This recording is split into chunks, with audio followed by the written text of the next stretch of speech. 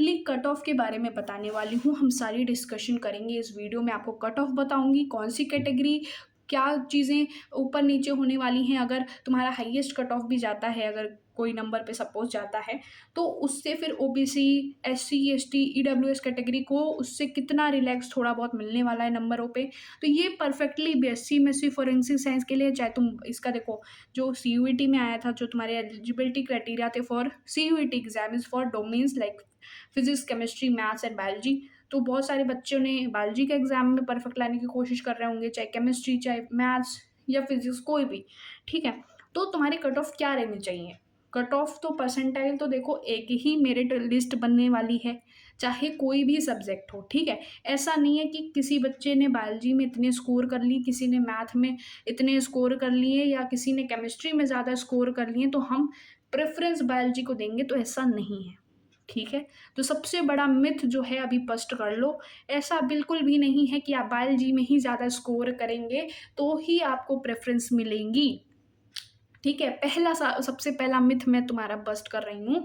जितने domain NFSU ने अपने मेंशन करे थे, चाहे वो बायोलॉजी हैं, चाहे वो केमिस्ट्री हैं, चाहे वो फिजिक्स हैं, चाहे वो मैथमेटिक्स क्यों नहीं हैं, अगर आपने केमिस्ट्री में ही ज़्यादा स्कोर करा है, सपोज आपने मैथ्स लिया था, आप पीसीएम से बिलोंग करते थे, आपने केमिस्ट्री में ज़्यादा स्कोर कर लिया, आपने मैथ्स और फिजिक्स में कम स्कोर करा, ठीक है, तो आपकी भी परसेंटाइल अच्छी खासी उतनी ही बनेगी जितने बायोलॉजी वाले बच्चे की बनेगी। और आपकी जब मेरिट लिस्ट आएगी, तो आप जहाँ पर बिलोंग करते होगे फॉर रजिस्ट्रेशन फॉर्म्स और जितने भी कट ऑफ के दौरान आप जहाँ पे लाई करते होगे, आप वहीं पे ही रहोगे, आपकी मेरिट लिस्ट वहीं रहेगी, चाहे आप किसी भी सब्जेक्ट से रहो, यही 4 डोमेन की। ठीक है, चाहे इस डोमेन के किसी भी स्पेसिफिक से रहो।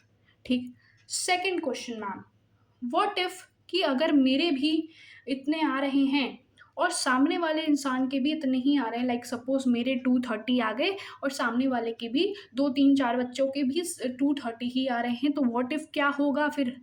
क्या हमारे 12th के मार्क्स पे बेसिस पे हमें एडमिशन दिया जाएगा, या मैम 10th के मार्कशीट पे लिया जाएगा, या क्या होने वाला है? किसको सबसे पहला प्रेफरेंस देने वाले हैं एनएफएसयू? तो सेकंड चीज़ जो आपका मिथ है, इसे मैं बस्ट करती हूँ। पहला जो सबसे पहले देखा जाता है हर चीज़ में, चाहे अगर देखो कहीं भी अगर मेरिट बन रही होती है, तो हो सकता है बहुत सारे बच्चे एक नंबर पे ही पाए जाएँ, लाइक बहुत लोगों के स्कोर मैच करने हो सकते हैं, टाई हो सकता है भाई बहुत सारे बच्चों के बीच में।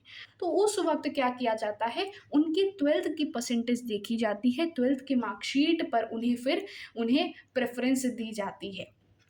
ठीक है? तो ये तुम्हारा जो दूसरा जो मेजर वाला है ना, वो बस्ट मैंने कर दिया। ठीक है? तो इसके लिए कोई कन्फ्यूज़न नहीं लेना है। पहला मैंने बता दिया कि तुम चाहे कोई भी सब्जेक्ट से हो, वो मैटर नहीं करता इस डोमेन में। अगर तुमने किसी भी सब्जेक्ट में जितना ज़्यादा हाई रैंक तुम लेकर के आओगे, जितना ज़्यादा हाई मार्क्स तुम लेके आओगे, उतनी ज़्यादा अच्छी मेरिट लिस्ट में तुम्हारा नाम होगा ऊपर। ठीक है? फर्स्ट चीज़। और सेकंड चीज़ ये कि अगर भाई किसी ने भी अगर टाई कर लिया, किसी की बच्चों के बीच में टाई हो गया है, उतने ही मार्क्स, उतने ही परसेंटाइल्स बन रहे हैं, तो तुम्हारे फिर कैसे होंगे? 12th के मार्कशीट से होंगे। और अगर अगर तुम्हारी किस्मत बहुत ही ज़्यादा वाली अच्छी है और तुम दोनों के 12th के मार्कशीट भी मैच कर गए, तो भाई 10th के मार्कशीट देके जाएँगे। ठीक है? अब ऐसा नहीं कह देना कि मैम 10th के ही मार्कशीट अगर मैच हो जाएँ, तो ऐसा नहीं होता। ठीक है? ऐसा नहीं होगा। ठीक है? और ये तो बहुत कम चांस है, रेयर चांस है कि 12th का भी मार्कशीट मैच हो जाए ये वो। ठीक है? तो इस तरीके से सारी चीज़ें होती हैं। सीयूईटी में क्या नॉर्मलाइज़ेशन होता है? बिल्कुल होता है। शिफ्ट देखो हर टाइम चल रहे हैं, 11 मई से शुरू हो गए थे और 31 मई शायद लास्ट डेट है ना? तो उसमें पूरे मॉर्निंग के शिफ्ट, फिर शाम के शिफ्ट, ऐसे-ऐसे करके पूरे लगातार पेपर चले आ रहे हैं। हो सकता है मैम कि किसी भी शिफ्ट में कुछ थोड़ा हमें टफ या ट्रिकी क्वेश्चन देखने को मिले। सपोज़ मैं फिज़िक्स और केमिस्ट्री की बात कर रही हूँ मेजरली, और हो सकता है मैम किसी भी शिफ्ट में बहुत ही ईज़ी, बहुत अच्छे क्वेश्चंस हमें देखने को मिले। तो क्या हमें मार्क्स इंक्रीज़ होने देखने को मिलेगा? बिल्कुल देखने को मिलेगा। आपके नॉर्मलाइज़ेशन करके सीयूईटी आपको परसेंटाइल आपका इंक्रीज़ कर देगा।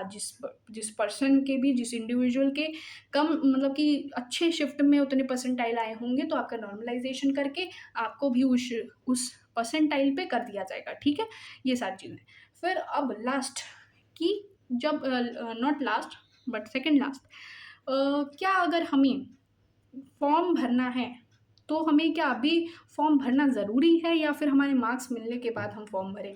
तो देखो फॉर्म भरना अभी ज़रूरी देखो कह सकते हैं नहीं भी, क्योंकि 10th जून देखो लास्ट है और सबको पता है 10th जून तक मैम क्या हमारे CUET के स्कोर कार्ड हमें मिल जाते हैं? तो बिल्कुल भी नहीं।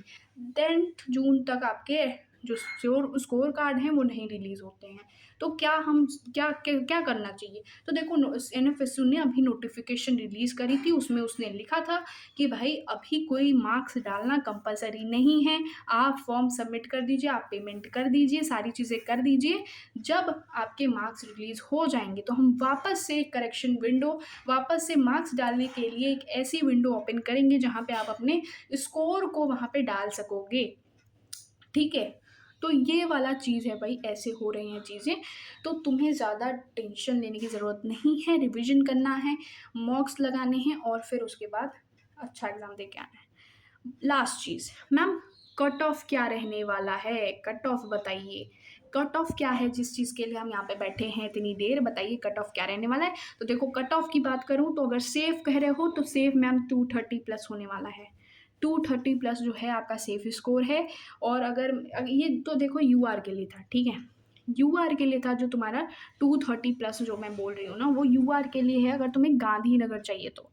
गांधीनगर चाहिए तो 230 प्लस। देखो ये देखो अब मैं क्या कर सकता हूँ, 230 प्लस ये पूरा तुम्हारा तय ही नहीं है कि 230 पे तुम्हें गांधीनगर मिल ही जाएगा, बट हो सकता है कि किसी ने बच्चे ने ज़्यादा हाईएस्ट स्कोर कर दिया लाइक 250।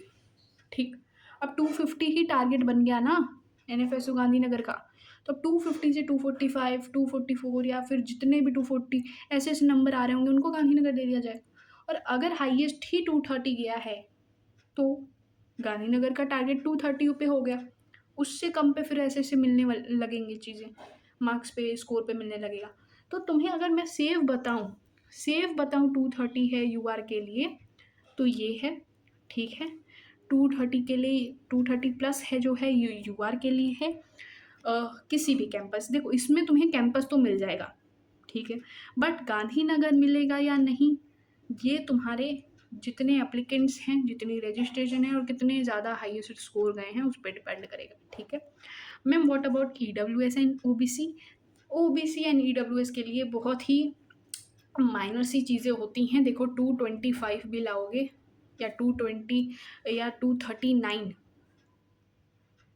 नॉट 239, नहीं नहीं नहीं 225 या 229 लाओगे तो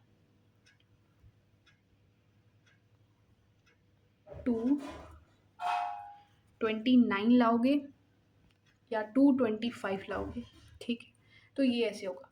और SC ST से बिलोंग करते हो तो SC ST से अगर मैं तुम्हें मार्क्स बताऊं तो SC ST का यार 210 ये मैं बता रही हूँ।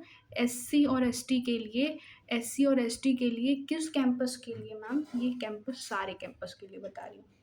अगर गांधीनगर स्पेशली चाहिए, अगर गांधीनगर में जाना चाहते हो, दिल्ली में जाना चाहते हो तो इनकी कट ऑफ हर जगह ज़्यादा जाती हैं, चाहे वो NFET है चाहे वो CUET है। तो तुम ऐसा करके चलो 240 प्लस लाओगे, ये तो फिक्स है। फिर गांधीनगर कैंपस फिक्स है।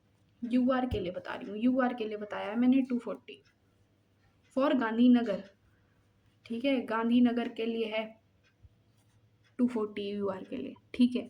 फिर व्हाट अबाउट मैम, हम अगर SC ST से बिलोंग करते हैं 230 फॉर गांधीनगर, ठीक है? ये चीज़ थोड़ी थोड़ी मार्क्स हटाते जाओ, दिल्ली भोपाल गोवा पहुंच जाओगे। सबसे लोअर जाएं अगर हम UR से सबसे लोअर जा रहे हैं कि मैम हमें अगर त्रिपुरा जाना है, हमें गोवा जाना है, हमें धारवाड़ जाना है तो इसके लोएस्ट कट ऑफ जाते हैं। अगर हम UP सिफ्स की बात करें, यस UP सिफ्स इंपॉर्टेंट, UP सिफ्स जो होता है, UP सिफ्स में मैम हमें UR से हम बिलोंग करते हैं, हमको UP सिफ्स जाना है तो UP सिफ्स के लिए हमें क्या मार्क्स हम टारगेट लेके चलें कि भाई इसको हमें क्रॉस करना है? तो हम क्रॉस करेंगे मैम 210 को, ठीक है? 200 से तो ज़्यादा, 210 भी नहीं तो चलो 200 से ज़्यादा लाओ UP सिफ्स के लिए, ठीक है? UP सिफ्स के लिए। अब तो एक और नया ब्रांच आ गया तुम्हारा वाराणसी भी आ गया है ना, तो वाराणसी के लिए तो लोएस्ट ही कट ऑफ जाएगा, ठीक है? तो जो लोअर कैंपसेस हैं, अगर तुम लोअर कैंपसेस में लिए जाना चाहते हो तो लोअर कैंपसेस के लिए यू विल क्रॉस 200, ओके, 200। और अगर एस सी एस टी से बिलोंग करते हो तो 190, ये तुम्हारा कट ऑफ रहने वाला है अगर अभी एज्यूम करा जाए, ठीक है। बट अभी देखो कुछ भी हो सकता है, अभी तुम्हारे हो सकते हैं कि भाई ज़्यादा अच्छे खासे बच्चे आ जाएं और ज़्यादा बढ़ा के चले जाएं और तुम फिर पिस रहे हो, ठीक है। चलो फिर कट ऑफ तो मैंने तुम्हें क्लियर कर दिया है। आई होप तुम्हें बहुत अच्छा लगा हो, कट ऑफ समझ में आया गया हो कि कितना ज़्यादा स्कोर करने पे तुम्हें क्या चीज़ें मिल जानी चाहिए। तो मैं फिर से रिपीट कर देती हूँ, गांधीनगर चाहिए अगर तुम जनरल कैटेगरी से बिलोंग करते हो, 240 चाहिए तुम्हें, ठीक है। अगर तुम्हें दिल्ली चाहिए तो मैम 240 भी, 239, 235, 240 इतने पे ही चलो जनरल कैटेगरी से हो अगर तो। अगर तुमको चाहिए लोअर कैंपसेस तो लोअर कैंपसेस में मैम हम जनरल कैटेगरी से हैं, लोअर कैंपसेस चाहिए तो 210 पे जाओ, ठीक है, 210 पे ही जाना, ठीक है। चलो, तो ये थी कट ऑफ, सारी चीज़ें मैंने बता दी तुमको, सारे जो मिथ थे तुम्हारे, जो प्रॉब्लम्स आ रही थी तुम्हें, मैंने सारी चीज़ें एक्सप्लेन कर दी हैं। कोई और डाउट है तो तुम प्लीज़ कमेंट सेक्शन में लिख सकते हो। नेक्स्ट वीडियोस तुम्हारे कमेंट